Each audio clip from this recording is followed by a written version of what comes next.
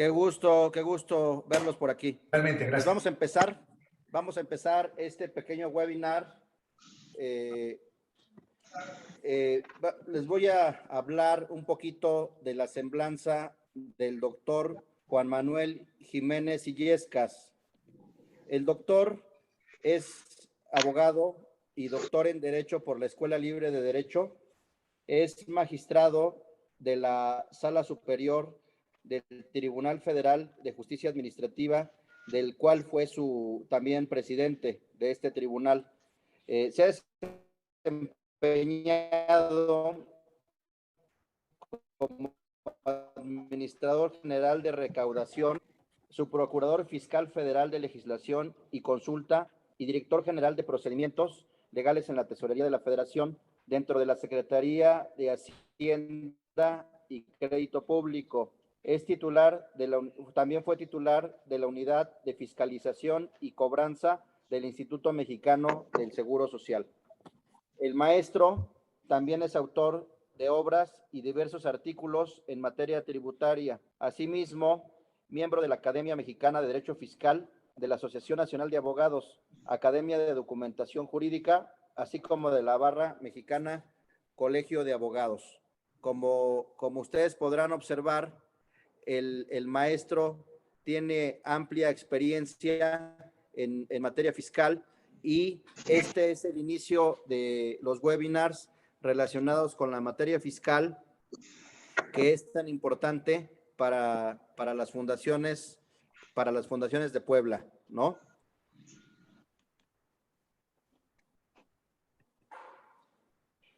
Mi querido maestro. Hola Daniel, ¿cómo están? Me da mucho gusto saludarlos y le quiero agradecer en primer término al maestro don José Daniel Vázquez Millán la bonomía y la generosidad invitado a participar con ustedes, haciendo algunos comentarios sobre el régimen fiscal de las personas morales con fines no lucrativos que está regulado en el título 3º de la Ley del Impuesto sobre la Renta. Muchas gracias, don Daniel, por la invitación. Y si no tienen inconveniente en aras del tiempo, porque ya vamos atrasados y en respeto de la agenda de todos, ¿les parece que inicie mi plática, que yo lo quiero ver más como una plática? Diseñé una presentación que desde luego está a la consideración de todos ustedes. Se la dejaré a don Daniel para que la comparta con ustedes. Y bueno, y empiezo. Miren, las personas morales con fines no lucrativos han tenido, desde su incorporación en la Ley del Impuesto sobre la Renta, han sido objeto de múltiples cambios. De por sí la ley fiscal se modifica constantemente y no se escapa de esta situación el título 3º de la Ley del Impuesto sobre la Renta. El título que vamos a analizar, el título 3º de esta ley, que se denomina morales con fines no lucrativos, se refiere a las personas morales que se constituyen con el ánimo de no obtener lucro, no obtener una ganancia económica. Pero esto no quiere decir que no pretendan tener fines económicos sin fin de lucro. Esto es importante porque en mi experiencia, yo les voy a hablar de mi experiencia profesional a título personal, no como juzgador de este tribunal. Mi opinión personal es que muchas veces los asuntos que hemos llegado a ver, hay una confusión en los actos de fiscalización que practica la autoridad fiscal entre fin de lucro y la obtención de lucro. Aquí estas personas sí tienen fin económico, pero no tienen fin de lucro. Estas personas, como es la teología, aquellas funciones que el Estado en realidad las debiera de realizar, pero que no las realiza y está dejando esta situación de realizar estas actividades a este tipo de personas morales. Son los que se conoce como las organizaciones de la sociedad civil, que tienen fines múltiples, como los que aquí me estoy permitiendo presentar en la pantalla. Dice la ley del impuesto sobre la renta que no son contribuyentes.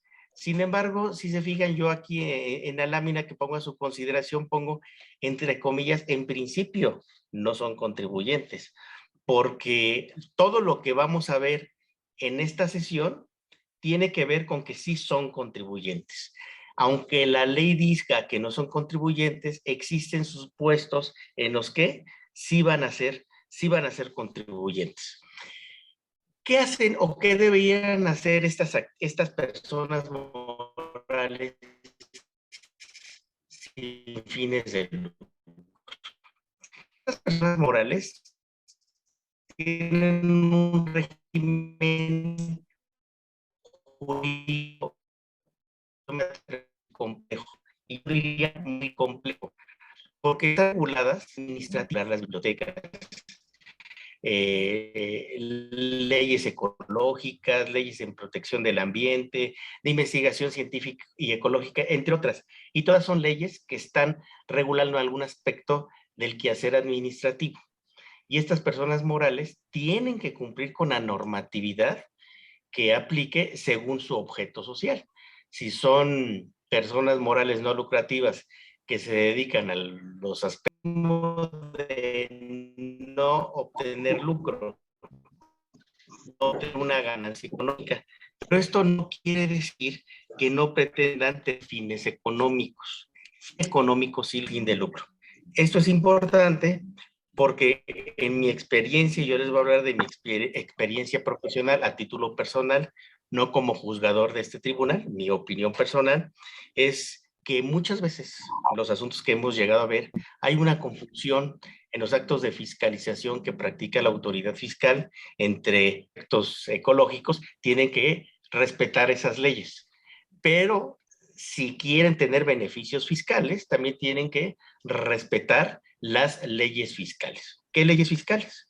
Especialmente lo que pongo en la lámina, la ley del impuesto sobre la renta y su reglamento, que son disposiciones, sobre todo las de la ley, que están cambiando constantemente. Especialmente en el año del 2020 tuvimos reformas muy importantes en la ley del impuesto sobre la renta que regulan el quehacer de estas personas morales.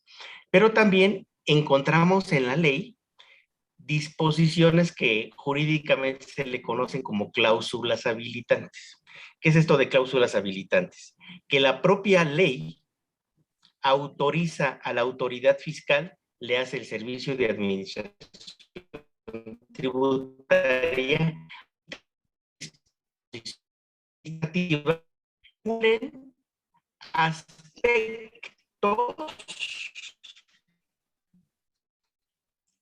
que están regulados tal vez en forma incompleta en la ley, complejidad al manejo jurídico tributario de estas organizaciones.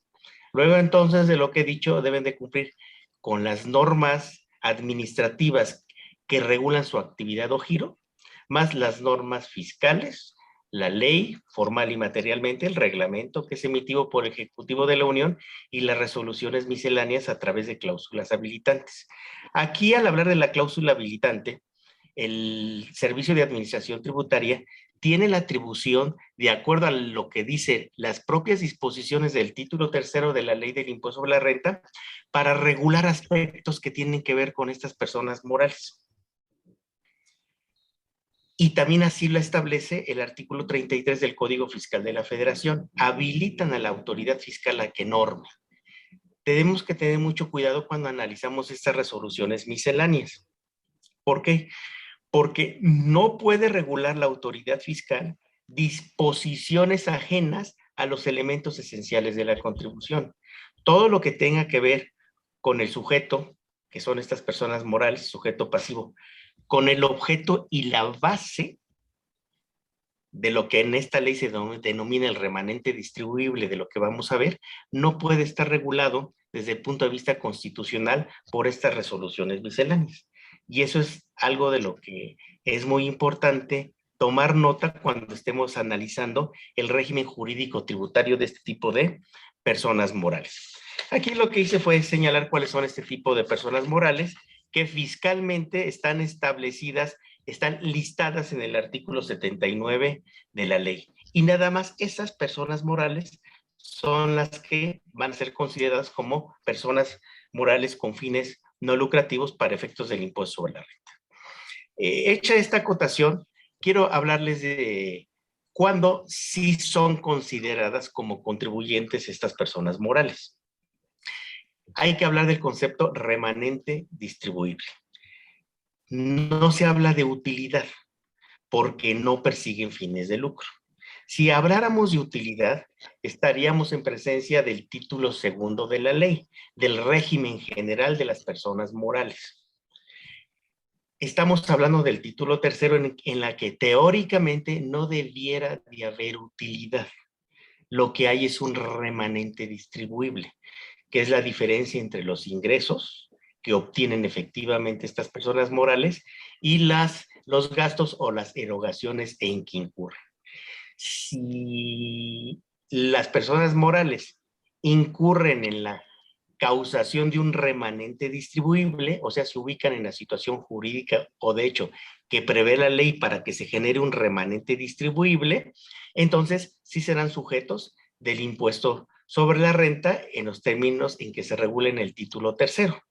Yo he identificado en la ley del impuesto sobre la renta, en el título tercero, todos los supuestos que aquí se indican de la literal A a la G, en los que existe remanente distribuible, es decir, en los que estas personas sí van a tener que determinar un impuesto sobre la renta porque se genera un remanente distribuible.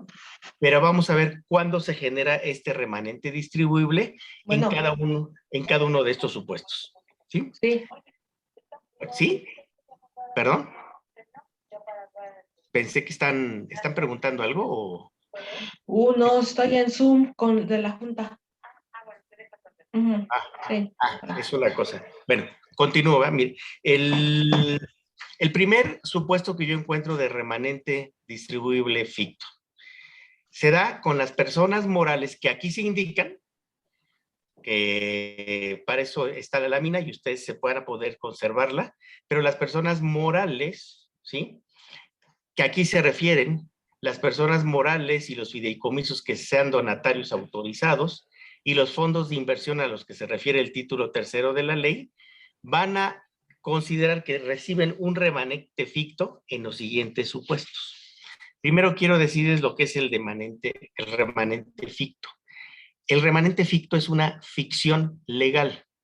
La ley del impuesto sobre la renta establece supuestos fictos, presunciones legales que se establecen en la ley, en la que se dice, si las personas morales con fines no lucrativos incurren en alguno de estos supuestos, los que ahorita vamos a analizar, la ley parte de la premisa de que hay un remanente distribuible ficto y por ese remanente se va a tener que pagar impuestos sobre la renta. Ahora, es importante saber y conocer que es un remanente ficto que admite prueba en contrario. Si la autoridad fiscal llega a decirnos que estamos en alguno de estos supuestos, nosotros como contribuyentes tenemos la potestad de decir que no es así, desvirtuando estos hechos con las pruebas o la información que en su caso corresponda. Vamos a empezar a ver cada uno de estos supuestos. El primer supuesto sería, hay remanente ficto si las personas morales con fines no lucrativos omiten el registro de ingresos. Obtuvieron ingresos, sea por su propia actividad o sea por donativos, y no lo registran, no obstante que estos no los hubieran distribuido entre sus integrantes, por el hecho de omitir el registro de ingresos, se parte de la premisa de que ya hay un remanente distribuible y se tendrá que pagar por ese remanente o por ese ingreso no registrado en la contabilidad, se va a tener que pagar el impuesto sobre la renta. El otro supuesto sería en las compras que no realicen, pero que sí registren, es decir, cuando se estén falseando la compra o la adquisición de bienes. En estos casos, también la ley parte del supuesto de que hay un remanente distribuible de naturaleza ficto. Y cuando estamos en presencia de que las personas morales efectúan erogaciones, o es decir, hacen gastos, y estos gastos no son deducibles conforme a las normas del título cuarto, entonces también va a haber un remanente ficto. Esta es una disposición muy amplia y yo me atrevo a decir que es muy delicada en su manejo. Las personas físicas, conforme al título 4, pueden obtener hasta 10 tipos de ingresos. Para cada uno de estos ingresos, en su caso, la ley establece deducciones especiales para cada uno de ellos. ¿A qué tipo de deducciones se está refiriendo esta disposición del artículo 79 de la ley? No lo aclara. Y como no la aclara, y estamos en los elementos esenciales de la contribución, se está refiriendo a todas y cada una de las deducciones a que se refiere el título 4 de la ley, o sea, en sus 10 tipos de ingresos. Por lo tanto, este punto tercero de un remanente distribuible ficto por efectuar erogaciones que no sean deducibles, de acuerdo al título 4, es muy amplia. Y ahí es muy importante que las personas morales con fines no lucrativos presten mucha atención en las erogaciones en que incurren y verifiquen que los gastos en que incurren sí sean deducibles en términos del título 4, no en términos del título 2. Es decir, que sean deducibles en términos de las deducciones de las personas físicas.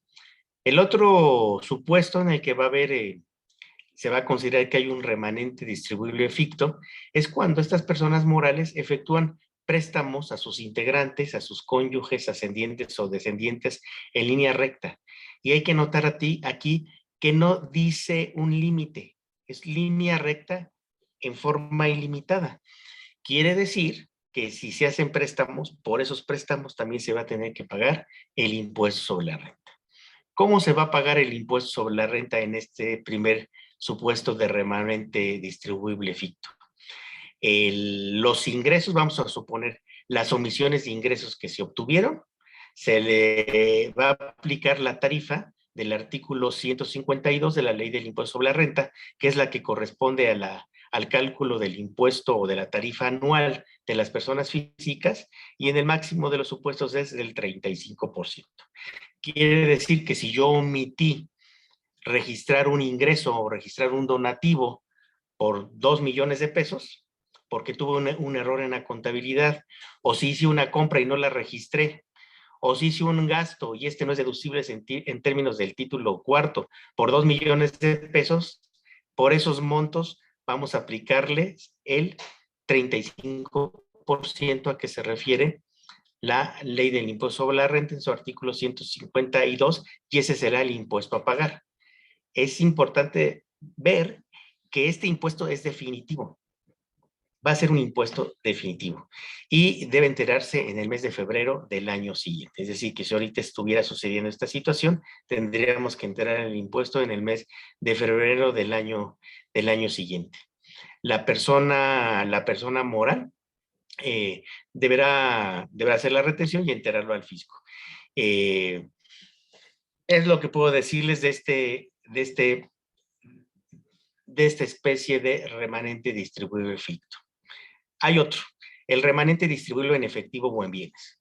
Si los integrantes, es decir, los socios o accionistas de estas personas morales, les reciben de la persona moral dineros en efectivo o en bienes, esto también se va a entender que es un remanente distribuible bajo la connotación de en efectivo o en bienes, y por estos también se va a tener que pagar impuestos sobre la renta.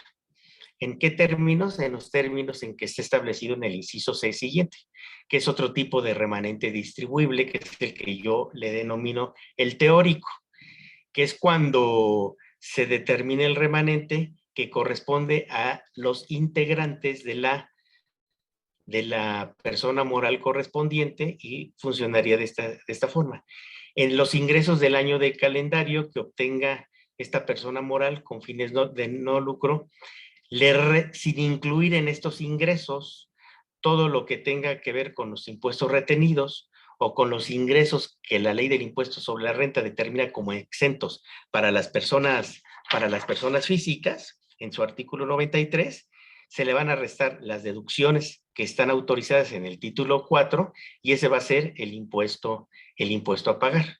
Aquí viene una regla especial. La ley del impuesto sobre la renta parte de la base que las personas morales con fines no lucrativos están formadas en su mayoría por personas físicas. Y entonces el hilo rector del título tercero son las deducciones, como lo hemos visto, del título 4, y la forma de determinar el impuesto es conforme las reglas del título 4. Y nos dice la ley que cuando la mayoría de los integrantes en este supuesto de remanente distribuible ficto son personas físicas con actividad empresarial o profesional, el remanente distribuible se va a determinar conforme las reglas del título 4. Del título 4 en el capítulo de actividades empresariales y profesionistas. Pero si la mayoría de los integrantes de estas personas morales son personas morales, entonces se va a determinar conforme al título segundo. ¿Qué quiere decir esto? Que si una persona del título tercero, sin fines de lucro, esté integrada en su mayoría por personas morales, pero hay también personas físicas, el impuesto correspondiente se va a determinar conforme al título segundo, en este ejemplo, no obstante que haya personas físicas. Y a la inversa funcionaría también si lo que predomina son las personas físicas. Se determinaría el impuesto sobre la renta conforme al título 4, no importa que estén formando parte de estas personas morales, también personas morales. Hay otro tipo de remanente distribuible que es por enajenación de bienes. Cuando las personas morales con fines no lucrativos enajenen bienes distintos de su activo fijo y presten servicios a personas distintas a sus integrantes, y si los ingresos que obtengan por esta enajenación de bienes o por los servicios que presten obtienen ingresos y estos ingresos son superiores al 5% de sus ingresos totales en el ejercicio, entonces también va a haber un remanente ficto. Aquí la ley lo que está pretendiendo es que las personas morales nada más realicen actividades que tienen que ver con sus fines, con su objeto social. Si tú te sales de tu objeto social o de tu actividad y obtienes ingresos por esto y te exceden del 5%, entonces vas a determinar un remanente distribuible por estas actividades que excedieron del 5%. Y lo vas a determinar este impuesto conforme al título segundo. A tus ingresos que hayas obtenido que te excedieron del 5%, le vas a aplicar la tasa del 30%. Este es uno de los rubros más importantes de la determinación de remanente distribuible, que tiene que ver con las donatarias autorizadas, es decir, aquellas personas morales que tienen autorización del Servicio de Administración Tributaria para recibir donativos y que estos sean deducibles para efectos del impuesto sobre la renta. En este caso, las personas morales con fines no lucrativos y los fideicomisos que tengan la autorización para ser donatarias y estas obtienen ingresos distintos a sus fines sociales y que estos ingresos sean superiores al 10% de sus ingresos anuales, ahí se va a entender que hay un remanente distribuible. Si una empresa obtiene por donativos 100 pesos y sus ingresos por actividades distintas a su fin social son el 10% superiores a estos, entonces va a causar impuestos sobre la renta por ese excedente. No se incluye como parte de estos ingresos que pueden ser superiores al 10%, no se incluyen a los propios donativos o a todos los supuestos que aquí les estoy mencionando, que tienen cierta lógica para que no, pero que no salen de sus fines, de los fines para los que fueron autorizados. Aquí quiero hacer un paréntesis. Las personas morales que están autorizadas para recibir donativos necesariamente tienen que tener dentro de su escritura constitutiva o dentro de sus estatutos sociales, tienen que tener cuáles son las actividades o su objeto social, qué es lo que van a hacer. Si obtienen ingresos por esas actividades, no estamos en esa hipótesis. Pero si obtienen ingresos por otras actividades que no están en sus estatutos sociales, sí se va a estar en esas hipótesis. Ahora bien, es un requisito indispensable que para que sean autorizadas donatarias por el Servicio de Administración Tributaria, el objeto social sea autorizado por el Servicio de Administración Tributaria. Y también dice la resolución miscelánea que actividades adicionales a su objeto que realicen las personas autorizadas para recibir donativos deben de estar establecidas en sus estatutos. Es decir, todas y cada una de las actividades que realicen en forma preponderante o secundaria estas personas morales deben de estar en sus estatutos. Aquellas actividades que no estén en sus estatutos y que les generen ingresos superiores al 10%, por esas es las que se va a cubrir el impuesto sobre la renta. ¿Cómo se va a cubrir el impuesto sobre la renta? Se va a cubrir de los ingresos que excedan, ¿sí? Del 10%, se va a pagar una tasa del 30%, conforme a las reglas del título tercero. Esta disposición es muy importante, porque nos señala la ley del impuesto sobre la renta, que si estos ingresos, es decir, los que son ajenos a sus fines, son superiores al 50% de los ingresos que obtuvieron vía donativos, es decir, que casi están obteniendo, que obtuvieron un 50% de ingresos ajenos a sus fines respecto de sus donativos, entonces se ponen en una hipótesis de que se les puede revocar su autorización para ser donatarias autorizadas. Lo que se pretende es que estas empresas efectivamente no hagan operaciones de lucro, sino que hagan operaciones con fines económicos para subsistir y para realizar su función, su cometido social. Vamos a ayudar a los niños invidentes a que tengan gafas, a que les demos curaciones o los operemos por esta deficiencia que tienen en sus ojos. Pero si ya se ponen a hacer actividades ajenas a esto y les reditúan en un 50% superior a sus ingresos por los que recibieron donativos, entonces entiende que ya están realizando actividades empresariales y por eso se van a regular conforme al título segundo de la ley del impuesto sobre la renta y se ponen en una causal de revocación de su autorización para recibir donativos deducibles. Otra de las hipótesis que estas personas morales con fines no lucrativos van a causar impuestos sobre la renta es en el caso de que estas personas perciban ingresos por enajenar bienes, reciban intereses, no importa el tipo de moneda en que sea, o obtengan premios conforme a las reglas del título 4. Si reciben este tipo de ingresos, entonces van a tener que pagar impuestos sobre la renta por la percepción de estos ingresos. Vamos a ver sobre las obligaciones de este tipo de personas morales.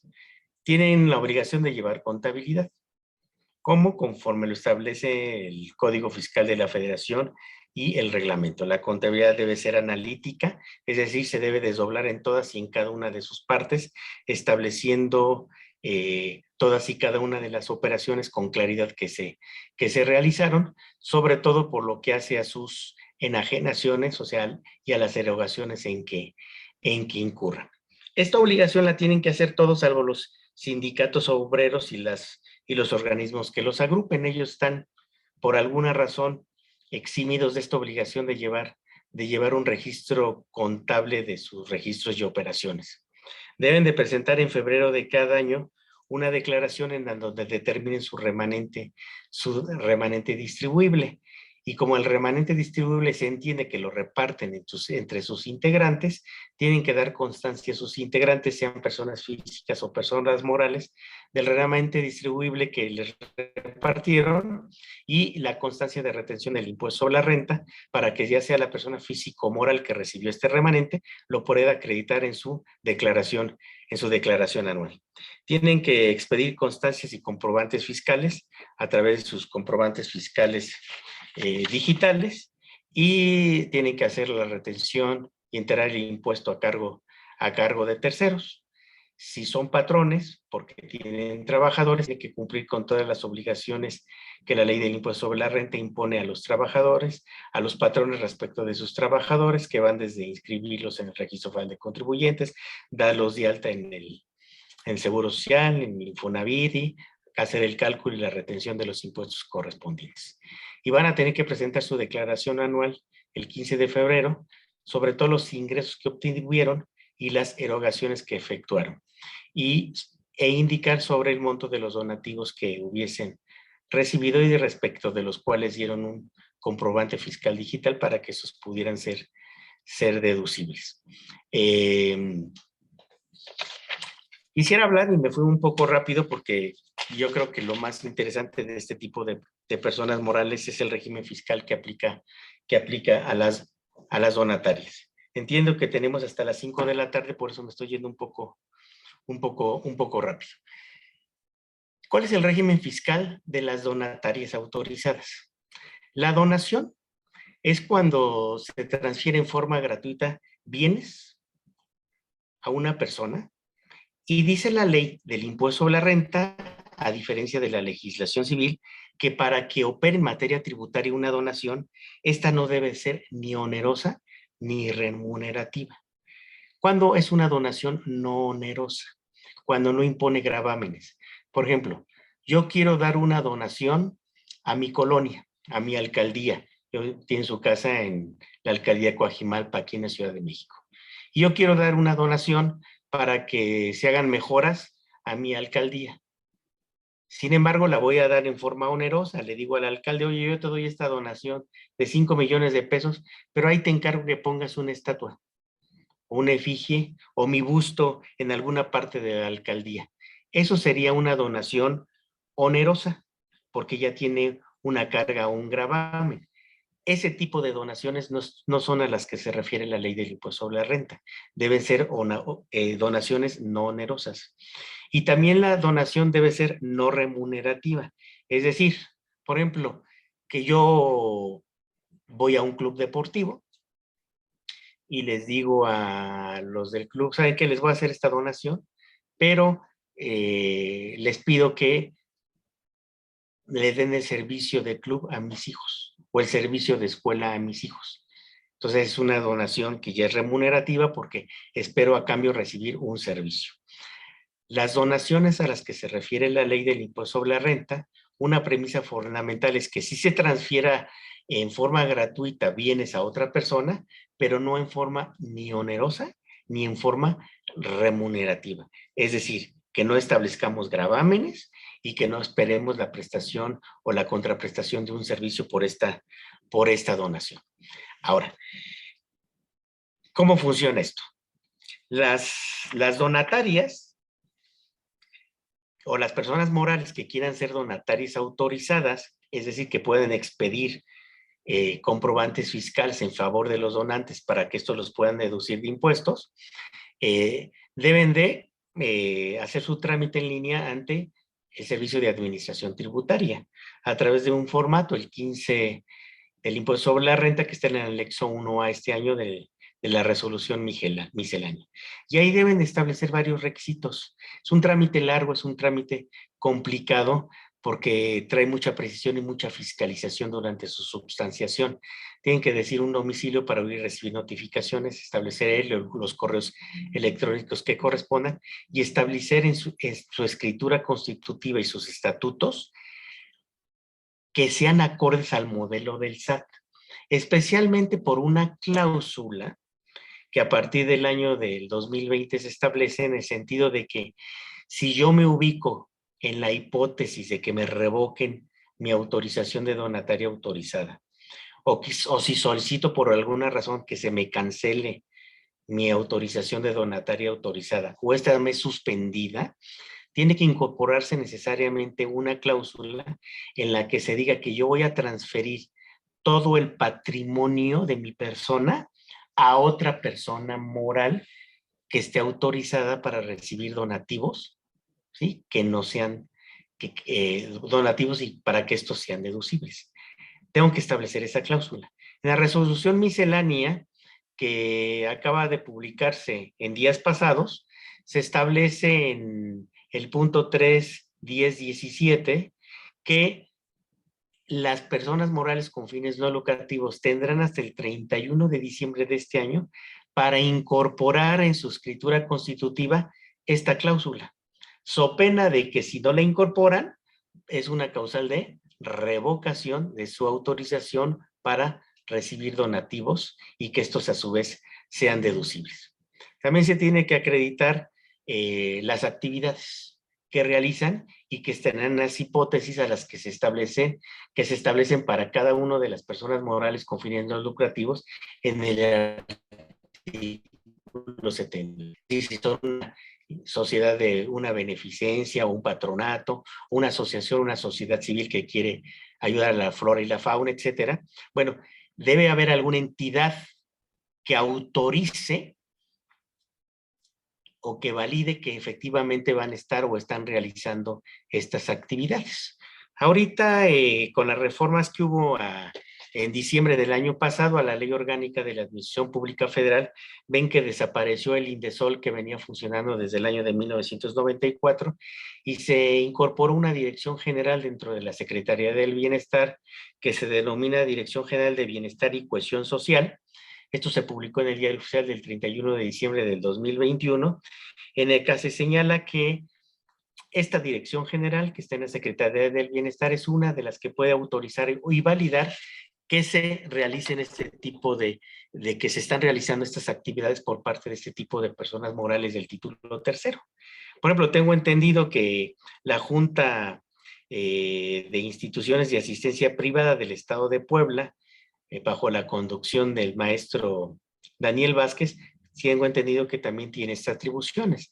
Esto lo puede realizar cualquier entidad público-privada que tenga estas facultades por disposición legal. Pero es importante contar con este requisito. También tiene que verificarse quiénes son los representantes legales, porque si los representantes legales han participado o participan en instituciones de este tipo, el título tercero, de la o revocar una autorización, tampoco les van a autorizar el trámite respectivo. Entonces es muy importante verificar quiénes serían los representantes legales. La autorización que da el Servicio de Administración Tributaria para ser donataria autorizada, se otorga, es nada más de estar vigente por el ejercicio fiscal para el que se otorgó. Quiere decir que si se otorga para el ejercicio fiscal 2022, quiere decir que para el 2023 se tiene que volver a hacer esta solicitud. La respuesta es que no. No, se renueva automáticamente, sí, siempre y cuando se cumplan con los requisitos de a los que me voy a permitir hacer referencia. ¿Cuáles son? Que no se deje de presentar declaración informativa para garantizar la transparencia en el patrimonio, es decir, en qué está invertido el patrimonio, cómo se ha utilizado ese patrimonio, los donativos que se han recibido, cómo se han usado y cómo se han destinado. Y si son personas morales que quieren influir en la legislación, es decir, una asociación, una sociedad civil que se dedique a la protección o a la conservación de la flora y la fauna. Bueno, va al Congreso de la Unión o a los congresos estatales a hacer gestiones para que se adecúen o se reformen las leyes que tengan que ver con estos aspectos. Bueno, que digan con qué legisladores hablaron, qué papeles de trabajo les dieron, etcétera, que haya total y absoluta transparencia en lo que se está haciendo. Este tipo de declaraciones que se denominan informativas, porque no tienen pago alguno que hacerse, se deben de hacerse en el mes de mayo, se tendrán que hacer en el mes de mayo de cada año. Y fíjense, muy importante lo que se dice en la resolución miscelánea. No importa si recibieron donativos o no. No importa si tuvieron ingresos o no.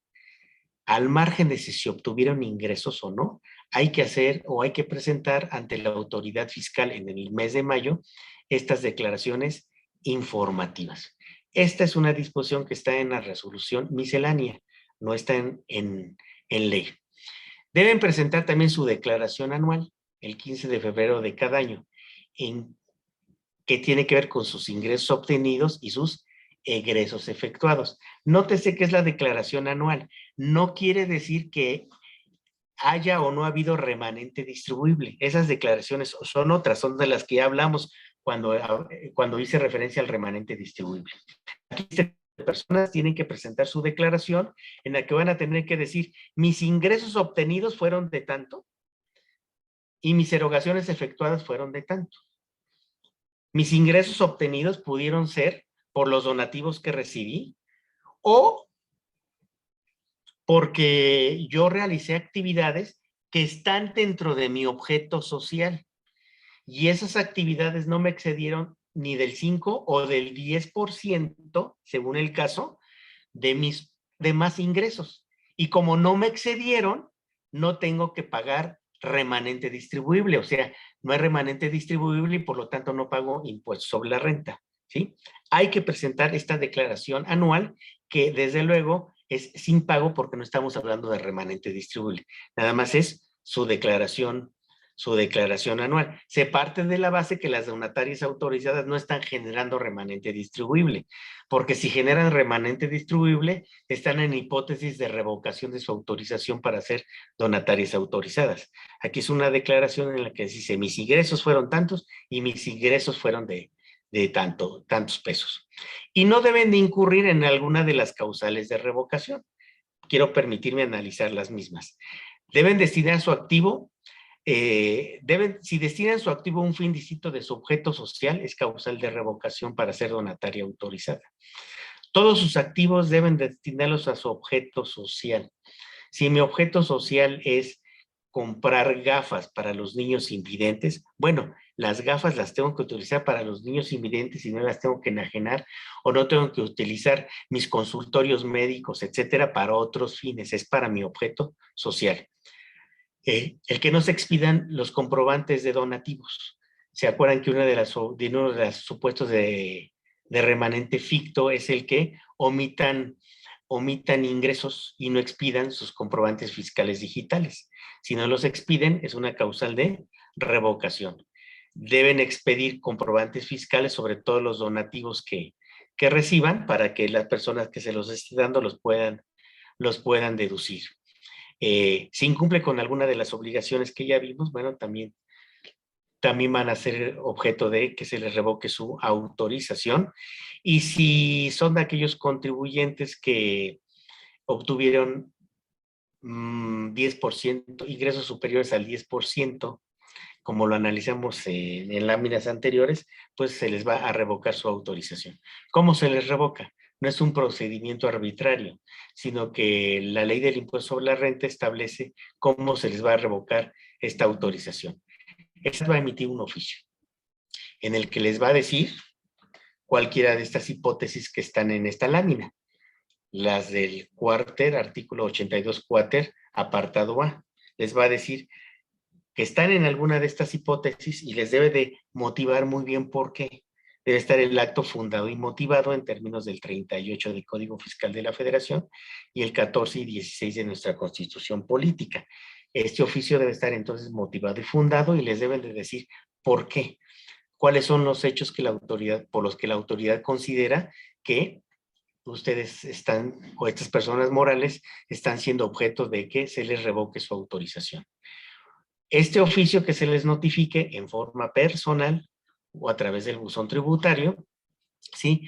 Las personas morales van a tener 10 días para hacer las manifestaciones que conforme a derecho proceda. Deberán acompañar ahí las pruebas y la información que corresponda. Aquí es un punto muy importante y quiero hacer un paréntesis.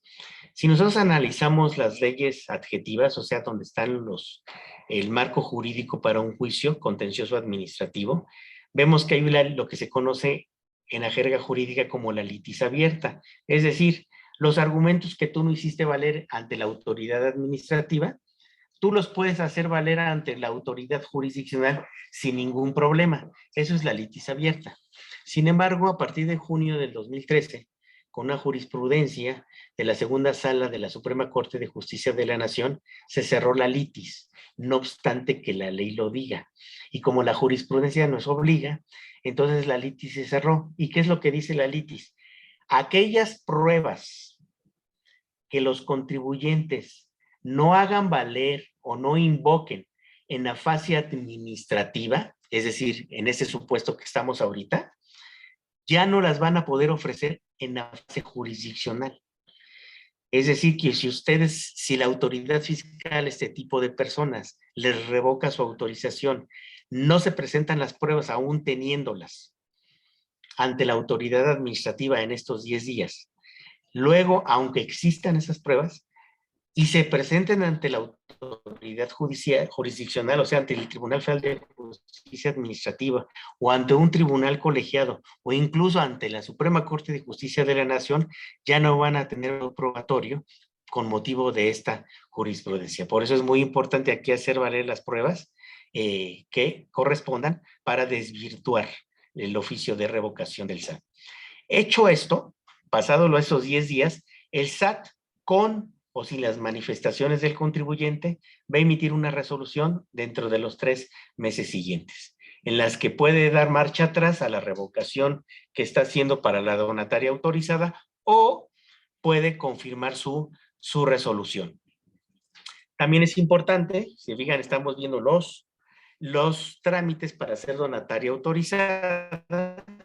Otro de los requisitos es no le en el registro de contribuyentes, es decir, que el registro federal de contribuyentes esté activo y que cumplan con ciertas obligaciones informativas. Estoy poniendo como ejemplo la del SARS-CoV-2, en la que se establece la obligación en resolución miscelánea, que tienen de informar sobre todas las acciones que están haciendo en relación a los donativos que reciban estas personas para mitigar y combatir el SARS-CoV-2.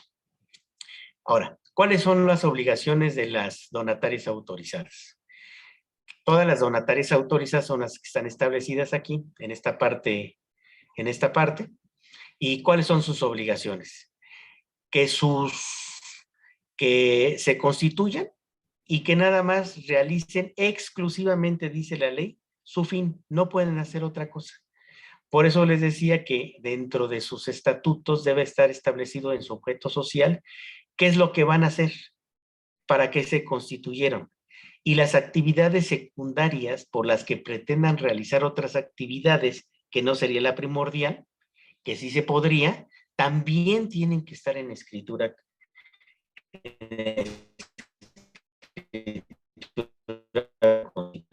Se va a considerar que las actividades primarias o secundarias que no estén en los estatutos se van a considerar como actividades empresariales y por eso se va a tener que pagar impuesto en términos del título segundo de la ley. Y si exceden del 10% de sus ingresos, como ya lo vimos, entonces se les podrá revocar su autorización para ser donatarias autorizadas. El objeto social que se les autorice a este tipo de personas morales va a constar en el oficio de autorización. ¿Por qué? Porque el oficio de autorización, todas las donatarias autorizadas lo tienen que hacer público a través de los vehículos que establece la resolución miscelánea. Lo tienen que subir a su portal electrónico este tipo de personas y lo tienen que exhibir en sus oficinas. ¿Para qué? Para que las personas con las que estén teniendo relaciones vean en forma expresa cuál es el objeto social que tienen este tipo de personas, tanto el principal como el secundario. Y como les comentaba, las actividades que realizan las debe validar una autoridad federal o local, como puede ser la Junta para el cuidado de las instituciones de asistencia privada del Estado de Puebla, que es la que nos está anfitrionando para esta charla. ¿Sí? Los activos solamente los pueden utilizar para sus fines, no pueden utilizar para otros fines. Se establece ahí de la mano en el reglamento de la ley del impuesto sobre la renta que no pueden, que de los donativos que reciban este tipo de personas, no pueden destinar más del 5% de estos para gastos de administración. Porque la teoría es que este tipo de personas morales deben destinar sus donativos para sus fines, para la realización de su objeto social y no para erogarlo en gastos administrativos, como puede ser la luz, el teléfono, salarios, la papelería, mantenimiento y conservación de sus instalaciones y bienes. Eso nada más se puede destinar el 5%. Si se destina más, se va a pagar por eso impuesto sobre la renta. Se va a considerar como un remanente distribuible. Ahora bien, una situación muy importante y es de llamar la atención es la que está en la viñeta final de esta lámina, en la que dice la ley en forma muy ambigua, dice que una parte sustancial de los ingresos que obtengan este tipo de personas morales, dice una parte sustancial. ¿Qué es eso de una parte sustancial? Una parte sustancial de sus ingresos los deben de obtener de la federación, de las entidades federativas, de los municipios, de donativos, que en realidad ahí de donde está su patrimonio, y de los ingresos que obtengan por realizar su objeto social. He ahí la importancia de delimitar muy bien cuál es mi objeto social primario y mi objeto social secundario para que yo no me vaya a exceder del 10%. Bueno, parte sustancial, ¿cómo la entiendo yo? Es mi interpretación. Dice la ley del impuesto sobre la renta que este tipo de personas morales, como máximo, 1/3 de sus ingresos los pueden obtener por actividades de arrendamiento e intereses. 1/3 de sus ingresos.